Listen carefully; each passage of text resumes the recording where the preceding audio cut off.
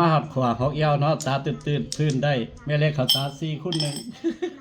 คอยไปค้นหาแม่เล็กได้แม่ก็คอยไปเฮ็ดใส่จานแม่มันมี2 บริษัทหนึ่งมันแห้งเด้เนาะมา4 2เอี่ยวคั่ว6เอี่ยวเห็นเนาะนี่ครบขัวนี่ หุ่นเนาะน้ำหนักกันเบาๆจิตจีเนาะเพราะว่าตามตื่นเป็นบ่ล่ะเห็นว่าตามตื่น4 2เอี่ยวยืน4ติ้วยืน4แล้วนับ1เข้าคั่วแบบฟรีคิก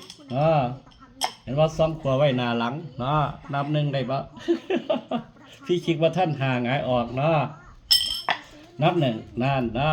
นับ2ก็เข้าขัวเลยเพื่อเป็นการเสียเวลา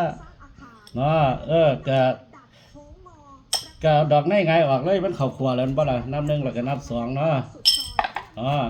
นับ2แล้วก็เดินบ่ต้องเข้าขัวเนาะขัว6เอี่ยวนับ3ดอกหลังไปหน้าได้คือเขาบ่ขัว6เอี่ยวติ้ว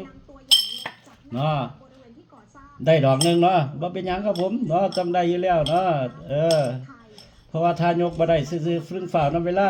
นี่นับ3ครั้งที่2เห็นว่าแม่นเป๊ะบัดนี้ก็ตีพื้นบ่มันขวาแม่นับ4มั้ยขวา6เอี่ยว 3ก้อนบัดนี้ก็นำหาเลยดอกหลังไปหน้าเลยขวา6เอี่ยวอึ๊บนี่นับ5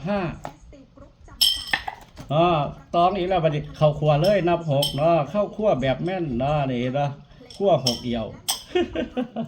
ป๊าดคือแม่นดีเถอะว่าใช่ละดอกเล็กนี่บ่ได้เฮ็ดตำหนิอยู่ตายอยู่ต้นนี่แย่เยอะเพราะว่าเพิ่งเฮ็ดแล้วนะนับ6เข้าคั่วยืนคั่ววันนี้ยืนคั่วได้บ่คั่ว6เอี่ยวยืนคั่วนี่ต้องคั่วกระยะตีพื้น6เป็นเอี่ยวให้เบิ่งคั่ว6เอี่ยวตีพื้น6เป็นเอี่ยวแม่นเป๊ะนี่ตาตื่น แม่เล็กเขาตา4:1ตาลึกทุกหูนี่แค่ 1.8 หุ่นบ่ถึง 3.5 หุ่นคือยังซุ่มนี่แล้วก็ซุ่มนี่ก็คือลึกลึกก็กันหลาย เห็นว่าหน้า2ก็ลึกก็กันหลาย